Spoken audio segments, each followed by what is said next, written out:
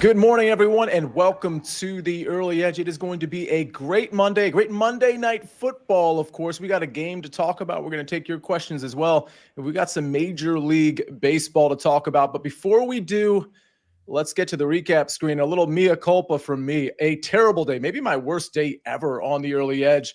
I go 0 for 4. The one bet I hit was the one bet I didn't bring to SportsLine, or excuse me, didn't bring to the Early Edge, but did bring on SportsLine. That was the Matthew Golden play. I will say SportsLine picks really bounced back, hit 4 out of 5 there. Proppy goes 1 out of 2. Taft Gant in his college football, 2 for 2. You love to see that, but 9 and 12 is not going to get it done. And again, I'm pretty much responsible for this losing recap screen. So I got to bounce back. But I can't do it by myself. Ladies and gentlemen, I do it with all of you. Liddy, Jason, Big Cheesy, Rick, Swizz B is in here. So is Larry Hartstein. So is Mike McClure. And so is Matt Snyder. Now, Matt, it's a Monday Night Football. We usually like to talk to maybe Larry first or Mike first because we want to get some reaction to NFL Sunday. But we've got some reaction from you. You're wearing the Indiana shirt for Saturday. And then on Sunday, your Bears looked pretty good against the hapless Dallas Cowboys. Your reaction? Yeah, so here's the thing. For the last 20 years, being a Bears fan and an IU football fan at the same time, I usually don't have that many great weekends, but this was a pretty darn good weekend, I got to say. It was a lot of fun. I really did think IU was going to win Saturday night. I definitely did not think they were going to win 63-7. Holy smokes, that was amazing.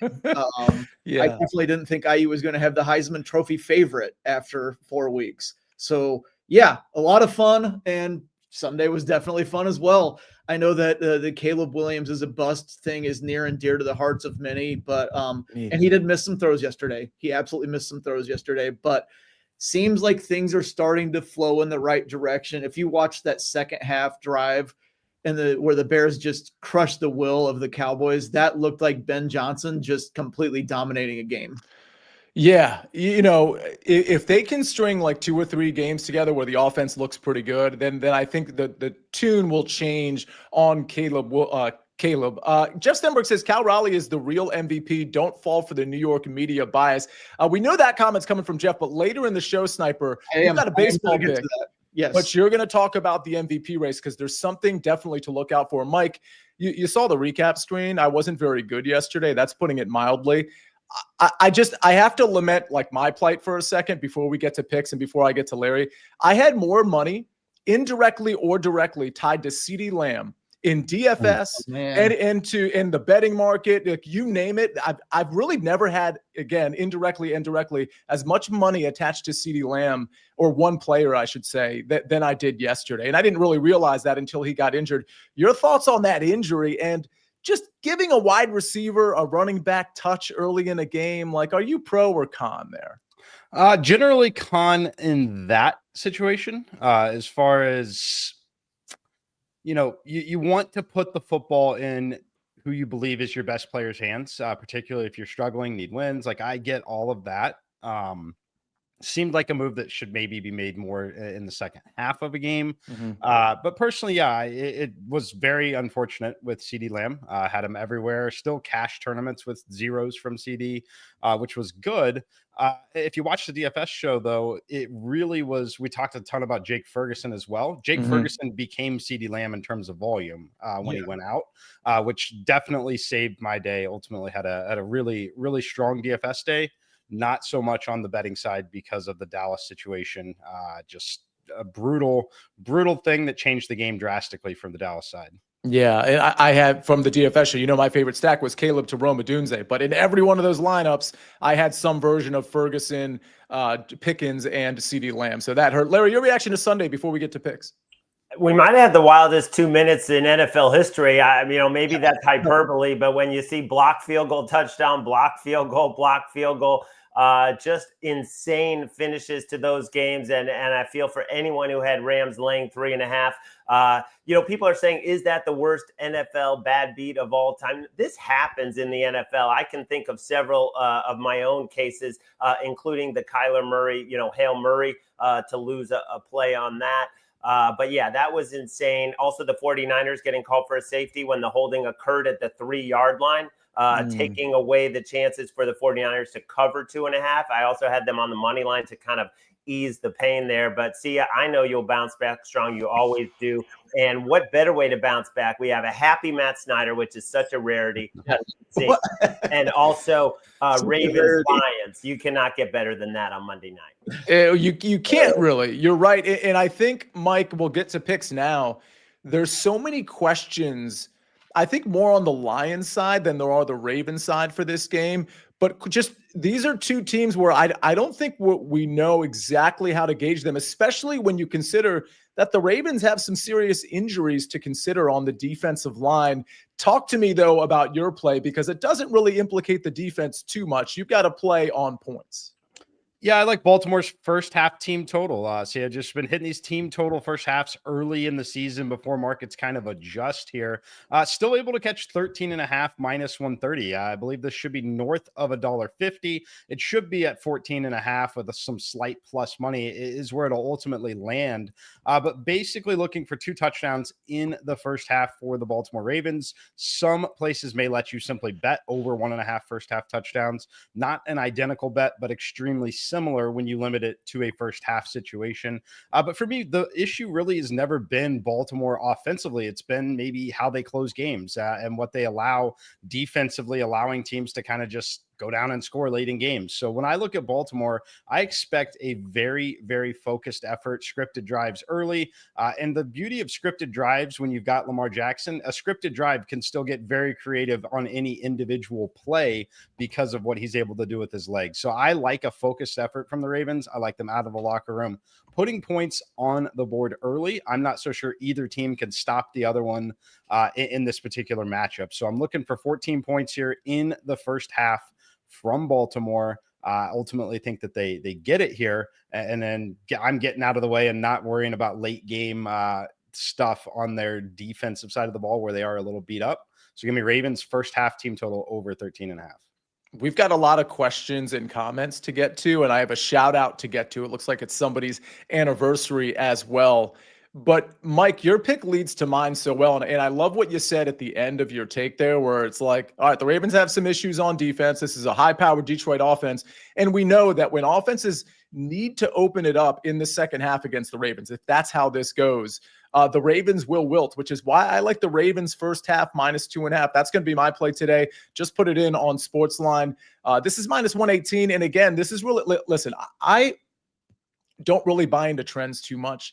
But I will say, if there were trends I were going to buy into, it would be what the Ravens do, Lamar Jackson does in primetime. And then you take that and you add it to what Jared Goff splits are on the road, especially when he has to play a team like Lamar Jackson and the Baltimore Ravens. So, and for the record, the Ravens record against NFC teams is also very good. So, like, I do like all of those trends, but I'm just not sure that the Lions defense is going to be able to stop the Ravens. So I like Mike's play probably even a little bit better than mine, because again, I think the Ravens are going to score pretty easily, especially when you consider Detroit doesn't create a lot of pressure. This doesn't appear to be the defense of last year where Jackson's going to be under duress. I think he's going to be able to do what he wants through the ground and through the air. So I'm going to take the Ravens first half minus 2.5, because I don't want that backdoor cover that I absolutely think the Detroit Lions can pull off with that 3.5 point full game spread. So again, Ravens first half minus 2.5, and Mike McClure is on Ravens first half team total over 13.5. So hopefully we can both hit those. Now, Larry, let me get some reaction from you, because I know you have a pick later on in the show. How worried should I be? Forget about Mike's bet for a second. How worried should I be that Matabike is not, Van Noy is out, Matabike is out? This Lions offense should be able to run the ball pretty well.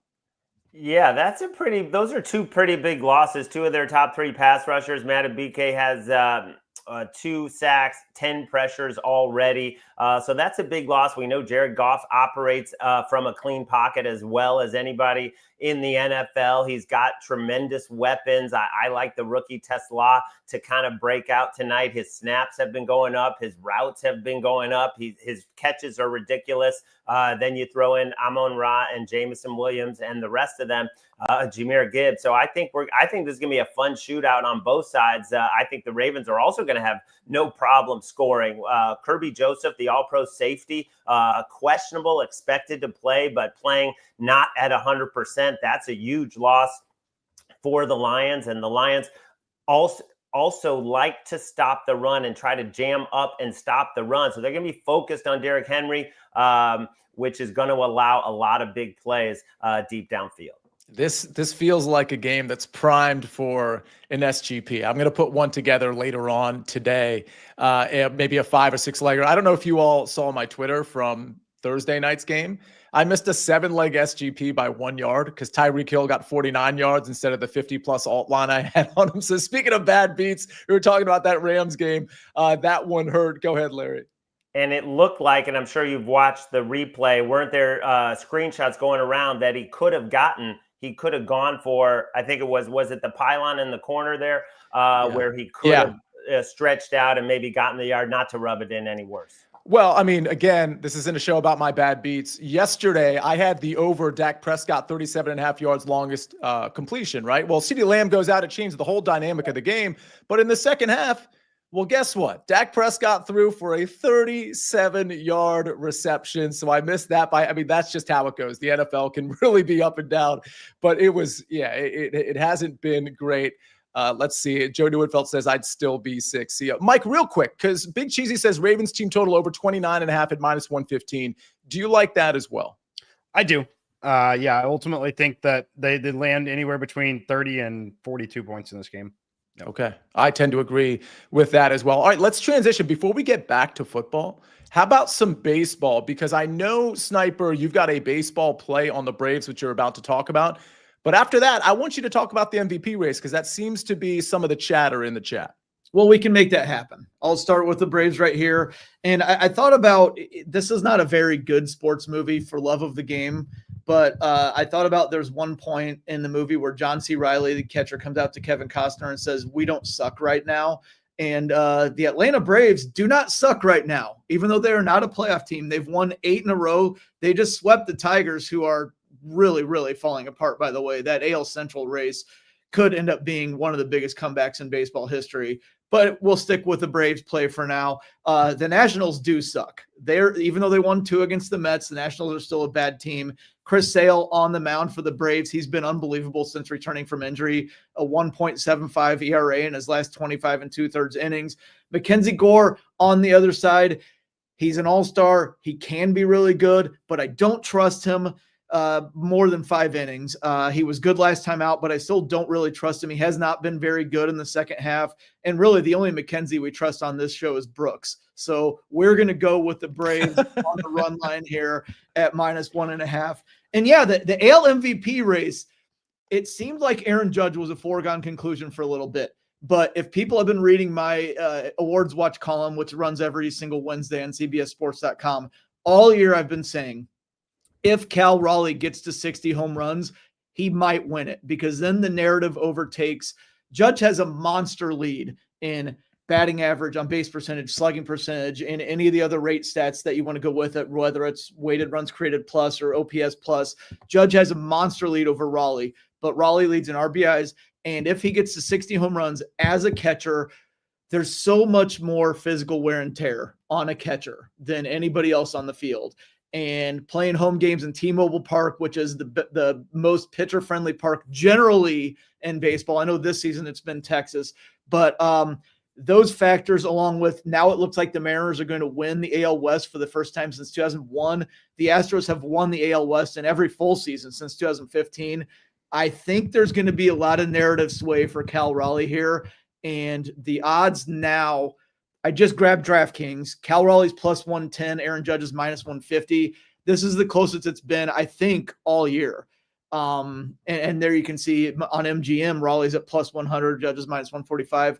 Again, 2 more home runs from Raleigh, and I think he wins it. I think if he gets to 60 home runs, the narrative is over going to take Judge and Raleigh's going to win it. So, hey, really fun week in baseball. We've got the AL MVP race. We didn't look like we were going to have many races, but now the Mets and the Reds are tied for the final wild card, and the Reds have the tiebreaker there. The Tigers and Guardians have a 3-game series. The Tigers only have a 1-game lead, but they keep losing. The Guardians keep winning. It's going to end up being a very fun week. Mike, I'm catching you a little flat-footed here on MLB, but I know you cover it every day. Is there anything that Snyper said that you want to sort of add on to or supplement, or is there a future with all these tight races? Is there a future in the AL or the NL in terms of a World Series winner, NLCS, ALCS winner that you'd kind of want to put your name behind? Yeah, just mentioned how fascinating that AL race is between Cal Raleigh and Aaron Judge, because we talked a lot during the season about what Cal Raleigh's doing is really cool, really awesome. Aaron Judge is just phenomenal and does it every single year. And the only way Cal Raleigh's going to win this award is if he just goes absolutely crazy and has one of the all-time great seasons. Well, that's exactly what he's done. He is very close to 60. The narrative that I would watch on it when you look at home runs and everything sitting there, like, Judge has to get over 50 now, at least, right? He's sitting at 49 there. Yeah. Cal's at 58. If you have some scenario where he gets two more and the Judge somehow doesn't, and it's just like 60 to 49, like, it's just an absolute no-brainer at that point. So the threshold, like, if Judge can get over 49 to 50, Raleigh does not top 60. I know we're talking about silly little, one home run here or there. It just looks so much different when you see a 60 versus something starting in the 40s, gapping him by 10 plus. But it's been a phenomenal race. I personally would not go bet anything at this point. I get it on all of it. It would be a very different story if the competition was anyone other than Aaron Judge playing for the New York Yankees. Yeah, fair enough. Larry, you had some follow-up? Yeah, just about Snyder's nemesis, Amags. I just wanted to thank him publicly for anchoring the Discord every Saturday during MLB season, doing a live chat in there. And also a shout out to Tom Casale, who he followed Amags every Saturday, and he's going to continue doing that on college football. He had a 4-0 Saturday. He answered a million questions. He gave you probably 10 to 12, bad quips and dry humor in the Discord. So just a shout out to what's been going on in there. Well over 6K members right now. I would love to get to 10K this football season. Well, that's the thing. I think when people watch the early edge that aren't subscribed to SportsLine, they just assume, and I would assume this too, that, I guess all the picks are on the show and they're not, there's nothing else. Like, I mean, this show is such a microcosm of the picks that are in the SportsLine universe. And that doesn't even include some of the extra stuff that comes out in the Discord. So Ben, I don't know if we have the promo available, but if you want to be in the SportsLine Discord, all you got to do is become a member of SportsLine, and you just go to sportsline.com/join. You type in the promo code winners and you get 60% off the annual plan. That includes everything, the models, the simulations, the actual picks, the Discord, you name it. And SportsLine's got it regarding every single sport. And I didn't even mention the articles. So there's articles every day as well across all sports. So definitely check this out. Sportsline.com/join, type in the promo code winners and you get 60% off the annual plan. And as soon as you become a member of SportsLine, make sure you join the SportsLine Discord. All right, we got a lot to get to, including more NFL. And go ahead, Sniper. Yeah. Since Mike mentioned the New York thing, that reminded me. I think a lot of people, and not McClure, he obviously knows how the voting goes, but a lot of people think that there might be a bias toward the larger markets and everything. There's a safeguard against that in baseball. Every chapter of the BBWA just gets 2 votes per award. So there are 2 New York Yankees writer voters. There are 2 Seattle Mariner writer voters. There are 2 voters for every single team. So it should, in theory at least, not be biased toward any particular player or market. It's like the Senate versus the House of Representatives. 100%. That's exactly what it is. It is the Senate versus the House. All right. But is there an impact to, sort of the shows and the talk and the there might be headlines and the fact that the Mariners play in the West and a lot of people in the Central and the Eastern time zones don't stay up for the end of the West game. So you still fight against that, but that's kind of why I mixed in theory in there, because the theory is, at least if it's like the Senate and you only have 2 votes per chapter, it should be even. But yeah, it's still probably a skewed Eastern instead of Western for sure. Go ahead, Mike. Yeah, I was just going to say, there's generally going to be some East Coast bias when it comes to that kind of thing there. Also, do we think any of the Houston Astros writers are voting for Cal Raleigh this year? No chance. I think that it still unfortunately favors the massive market East Coast team, right? Yeah. As much as safeguards are put in play. That's why I said in theory. Yes. All right, ladies and gentlemen, we've got a lot of questions coming in, some regarding our picks and some regarding other picks, including first touchdown scores, longest touchdown scores for that king of the end zone thing. We've got that coming up. We got first touchdown scores coming up, but I do want to tell you, BetMGM players will receive a Pro Football same game parlay boost. I just told you I'm going to put one together later today, and I'll let everybody know about that. Just make a Pro Football SGP to be eligible for the boost, and if your parlay hits, you will receive extra winnings and unrestricted bonus dollars only at BetMGM. Before we get to more football questions, how about a little bit more baseball SportsLine picks? We've got the San Francisco Giants. That's not a big slate today. San Francisco Giants money line -145. That one from Matt Severance.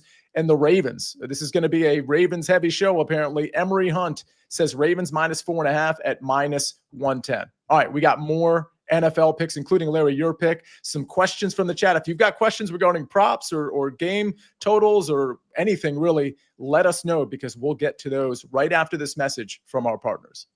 We need your sports news anywhere. We've got breaking news to bring you. Then get your sports anytime you want them. Big trade news overnight to discuss. Because we know you need sports all the time. A lot of movement in the rankings this week. A legend adds to their legacy. We're bringing you that breaking news right here on HQ. CBS Sports HQ, anywhere, anytime, all the time. We're back on the Early Edge, brought to you by BetMGM, the sportsbook born in Vegas. Larry, before we get to your pick, Kalo to Rockstar says, Sia, yesterday was me and my wife's first wedding anniversary. Can we get a shout out? And our Commanders got the W. It was a great day.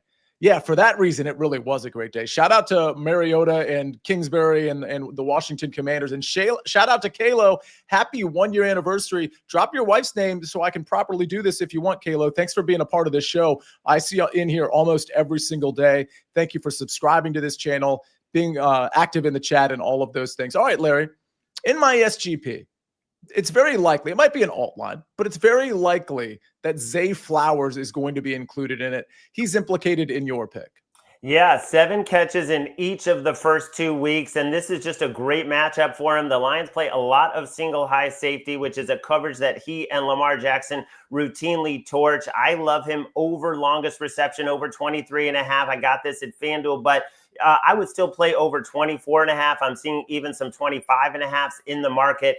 He had 3 catches of 23 or more in week 1. And now last week against the Browns, he didn't get it done. But I think we're going to put the Browns and the Packers in a category of their own defensively. They're both giving up 4 yards or less per play. Against any other defense, this guy has a shot to go off.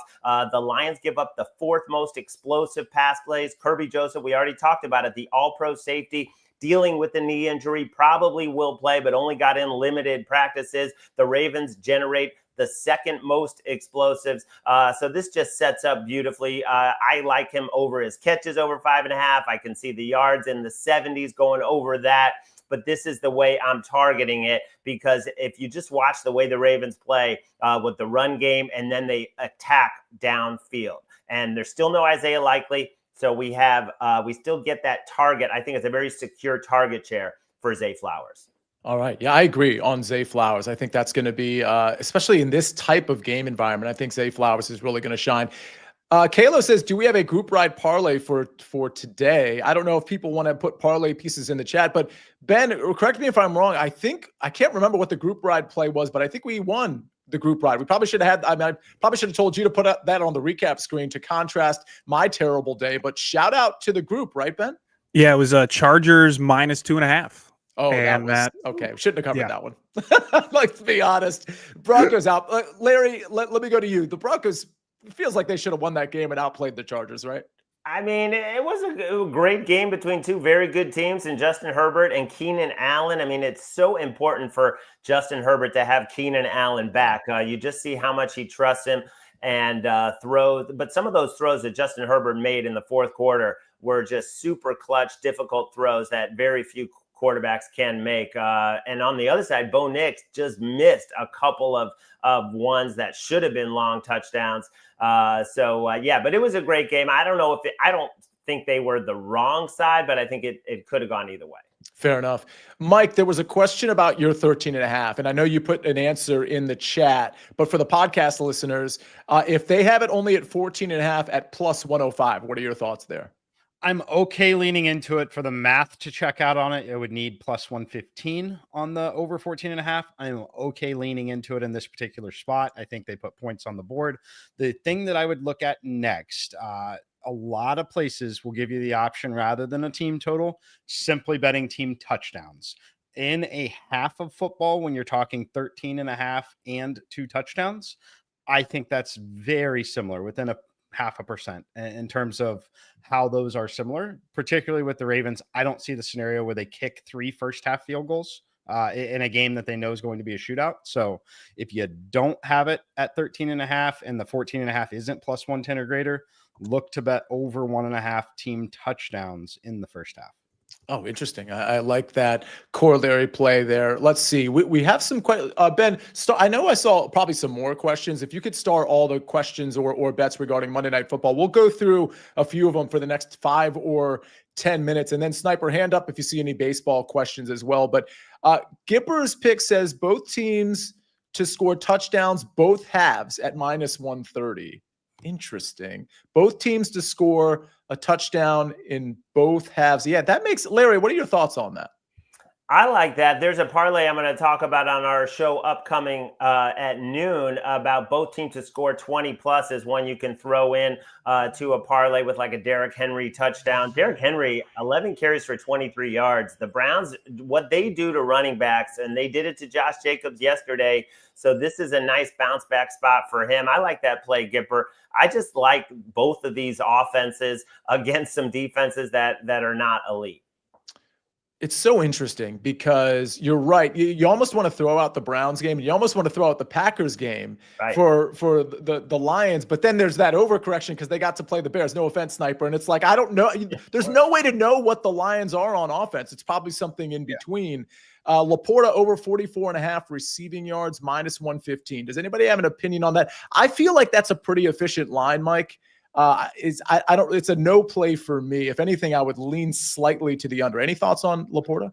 Yeah, that's one for me that would fall firmly in the category of like live betting only. If we get a game script where Detroit's down and trailing, multiple scores or, 10 points, for example, and wherever he's at, I would essentially look to play it live over at that point. You're obviously not going to get a great spot on it if he has 25, 30 yards in the first half. But in the scenario where he's got 2 catches, 12 yards early, I would look to bet him late if they're trailing, but no interest pregame. Okay. Looking at more questions, both teams to rush for 1+ touchdown for minus 105. I mean, that's from Michael Mokrai. I don't know if I'm pronouncing that last name correctly, Michael, but Larry, that sounds like a pretty good number. Yeah, it seems like a pretty good price with Derrick Henry and Montgomery and Gibbs and Lamar all on the field. Yeah, I like that a lot. There was also a question somewhere about Jahmyr Gibbs, and I know he's sort of a popular guy to target in the receiving yards category. Larry, I'll go right back to you. Any thoughts? I know if Prop Stars were on the show, he'd say, hey, receiving yards is a little finicky, but I do like the matchup for Jahmyr Gibbs. I like how much he's targeted. I like how much he's on the field for dropbacks. I almost wanted to look at rushing and receiving for him because of the lack of defensive line. Like there's injuries on the Ravens defensive line. I do think they could lean into the run early with Montgomery and with Jahmyr Gibbs. Any thoughts on Gibbs specifically? I'm probably the wrong guy to talk to running back receptions because it's been a solid start to the season for me, but pretty much my worst plays have been running back receiving yards, receptions, even when the game script is completely favoring that. And Proppy always says that has very high variance in terms of counting on catches. As we saw with Kamara yesterday in what should have been a perfect spot for him to rack up catches, and it didn't happen. But I do think that Jared Goff, though, is going to have a big day. And in terms of who is going to benefit, I'm not sure, but I do like him over 260.5. You look at him from a clean pocket, top 5 in the NFL. You look at this Ravens secondary. They cannot find anybody to play opposite Wiggins. Wiggins is playing well. Humphrey's in the slot, and even Wiggins is a little banged up. But on the other side, they're attacking that other corner, whoever it is, for the Ravens. So I think Goff does get to the high 200s. J-Real says Mark Andrews' first touchdown plus 1,200. Maybe now is a good time to look at our first touchdown scores, Ben. Let's put that up. And I do want to tell everybody, you're looking at Zay Flowers for me at plus 1,100. I kind of want to highlight this because this number is over at BetMGM. Most places have this at plus 850 or plus 900, which generally we like to stick to the longer odds because that's what we tend to do as a show. But Zay Flowers plus 1,100 at BetMGM, I think is a pretty good number. Listen, it's a first touchdown score. I'm not telling you there's tremendous value on this, but I am telling you that the best number you can get is over at BetMGM for Zay Flowers, who we've already talked about as a guy that's going to be showcased in this game. Larry Hartstein, maybe a guy that should be getting showcased a little bit more by the Lions. Talk to me about your guy. Yeah, Isaac Tesla, the 3rd round pick out of Arkansas, 6'4". I mean, you got to see the highlights. The 2 catches he's made so far, he's only used one hand. And they've talked about how he only ran 3 or 4 routes the first game. He ran 11 the next game. They keep saying we're working this guy more into the offense. And definitely when you talk about the red zone with his ability to go up and get it, I think 40-1 with the guy whose role is only increasing is a good look. And I'm looking at Aaron Taylor's play. This might be something I include in my SGP. Tesla over 14.5 receiving yards. Now, Aaron Taylor, you all know because he's in the Discord all the time, but also a part of this show. So thank you for that. Larry, any thoughts here? I mean, it's always when you're looking at 14.5, it can always be a little speculative. What I like about plays like this, though, before we get Mike to yours and to Sniper's first touchdown play, is that I think these are the type of plays that you can ladder, like I did with Matthew Golden, where the total is so low, but their upside is so high that, yeah, I can take the over 14.5, but then I can start laddering it and maybe include an anytime touchdown in the ladder play. Like, for example, 30 plus or 40, or I should say most places will offer 25 plus or 40 plus at a huge plus number, add the anytime touchdown. You don't have to do the anytime touchdown thing. I'm just saying, isn't he the type of guy that could have 2 catches for 48 yards? Yeah, and he can get the prop over 14.5 in 1 catch.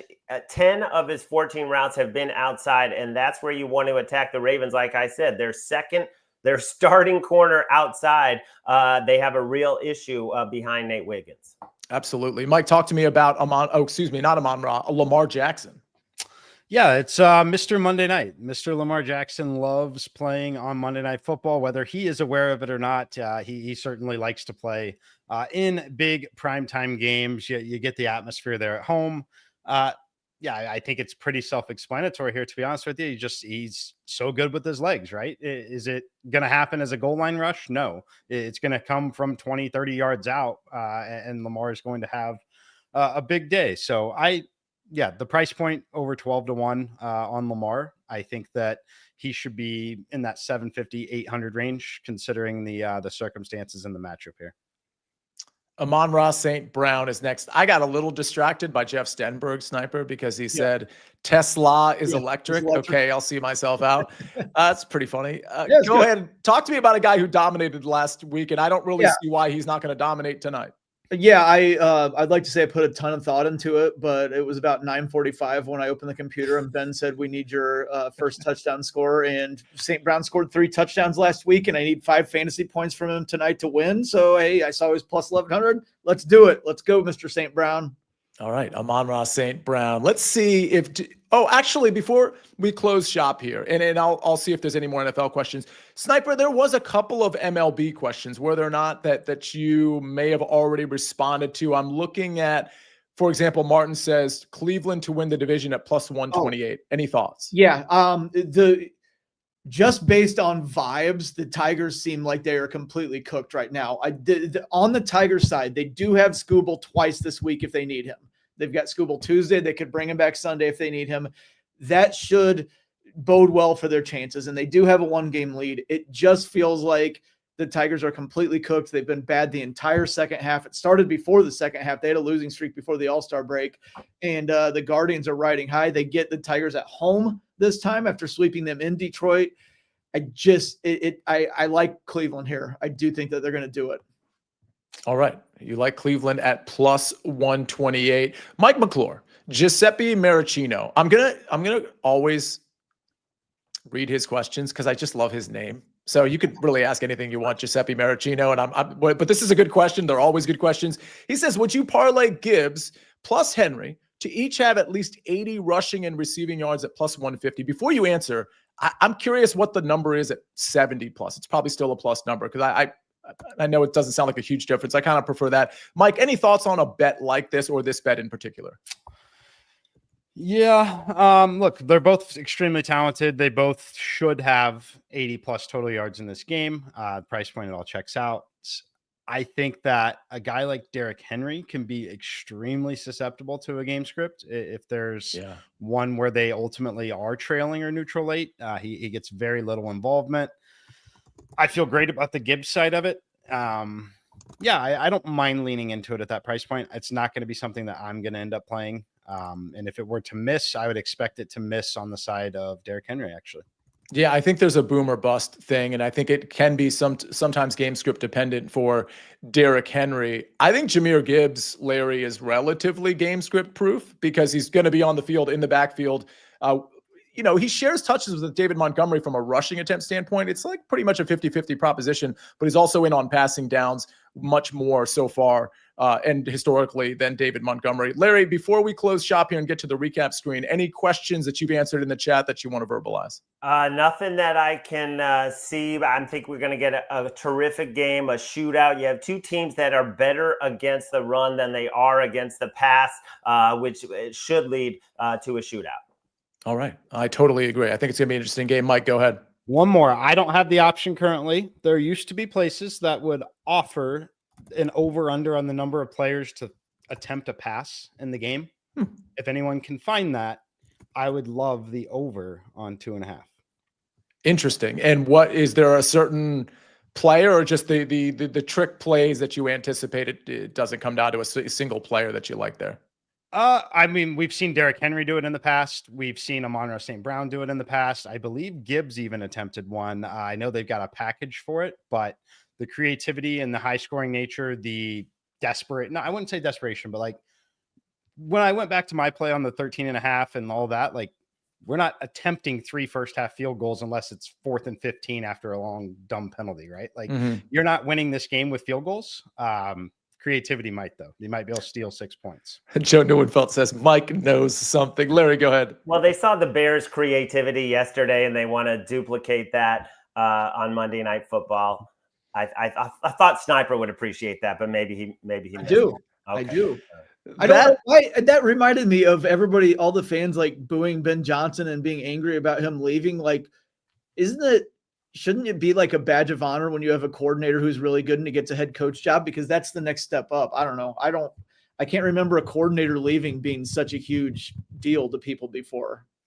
Well, I think this isn't the first of its kind, but can I just say that flea flicker was like, could only be executed against the Cowboys? DeAndre Swift's pitch back was awful. And when it was in midair, I was like, oh my gosh. He was already in a bunch of traffic. He turns around, but it wasn't Caleb great. Salvaged it, so it's a good thing the Cowboys give you 15 yards of separation. It ended up being really fun, but man, on Swift's pitch back, it was like, oh, it's supposed to be a lot quicker than that instead of just it was like a basketball shot, the high arch. Yeah, Liddy, we'll close with your comment. You say, aren't the Lions questionable on the road? Yeah, they're very questionable on the road. We know that Jared Goff splits. They're not constants, but usually not as good on the road, especially when they go down to Baltimore. I seem to recall, Larry, was it last year, early in the year, like week 2 or 3? 2 years ago, 38-6. Yeah, at Baltimore. Yeah. I think this is Baltimore's game. I've been wrong before, especially yesterday. Let's get to the recap screen before we get everybody out of here. Ravens first half -2.5 at -118. Zay Flowers longest reception over 23.5 at -122. That one from Larry. That first one, of course, from me. And then Mike McClure, Ravens first half team total over 13.5 at -130. We go to baseball. Braves run line -108. Real quick, Sniper, because we don't have the home run chart available right now, and it might be because of just we don't have a lot. Yeah, exactly. 3 games. So there's nobody that stuck out to you. I saw Big Cheesy said Ronald Acuna over 1.5 total bases. Any thoughts on that? I'd be down with Acuna on a home run play there. I haven't seen the lines or anything because I didn't look at them. But yeah, against a lefty, Mackenzie Gore's really prone to walks. So if he issues a few free passes there in front of a righty like Acuna, that could be a nice play there. But otherwise, like you're talking about in San Diego, you're talking about in San Francisco for the other 2 games. that's a tough slate to try to pick out home run plays. 100%. We don't want to force it. Aaron Taylor says Albies over 1.5 hits, runs, RBIs as well. He likes that. And the big cheesy one was at plus, I think, 105. Okay, let's get to the sports line picks because we got more baseball and more football here. San Francisco Giants, money line minus 145, says Matt Severance. And Emery Hunt, who I believe will be on the 12 o'clock show with Tom Casale talking some FCS and group of 5 bets towards the end of the show. Again, 12 o'clock CBS Sports Network. We're going to be talking a lot of Monday Night Football, but we always close that show with some college football. And that show usually put on the SportsLine YouTube channel about an hour or two after it closes. So look out for that. Again, Ravens minus 4.5 from Emery Hunt. And then finally, our first touchdown scores, Zay Flowers plus 1,100. You find that at BetMGM. Isaac Tesla 40-1 from Larry Hartstein. Lamar Jackson plus 1,200, says Mike McClure. And Amon Ross St. Brown plus 1,100, says Matt Snyder. Really good stuff. Larry Hartstein says Brady Cannon will be on this week talking Ryder Cup with us. That is good news. I didn't know that, Larry. Thank you for informing everybody there. Yeah, it is Ryder Cup week. I don't have a pick today, but we do have our DFS show tonight at 7 o'clock. Mike, you're on that show with me, correct? I'm on that show tonight and the betting show tomorrow night, Tuesday. So yeah, 2 nights in a row, same time. Great to have the Ryder Cup. A lot of fun. Absolutely. So tonight at 7 o'clock, tomorrow at 7 o'clock, we'll be bringing you our regular Ryder Cup, or I should say regular golf content for the Ryder Cup. That's again, 7 o'clock is our DFS show tonight and our betting show tomorrow at 7 o'clock. Make sure you subscribe to the SportsLine YouTube channel. All right. I guess that will do it. Larry, thank you. Sniper, thank you. Mike McClure, thank you. And of course, a big thank you to Ben on the 1s and 2s and 3s and 4s. Larry Hartstein said it all. He said, good luck, everyone. Let's get a positive recap screen. Let's get some W's. Let's get some green check marks. And we'll see you next time right here on the Early Edge. We rest our case.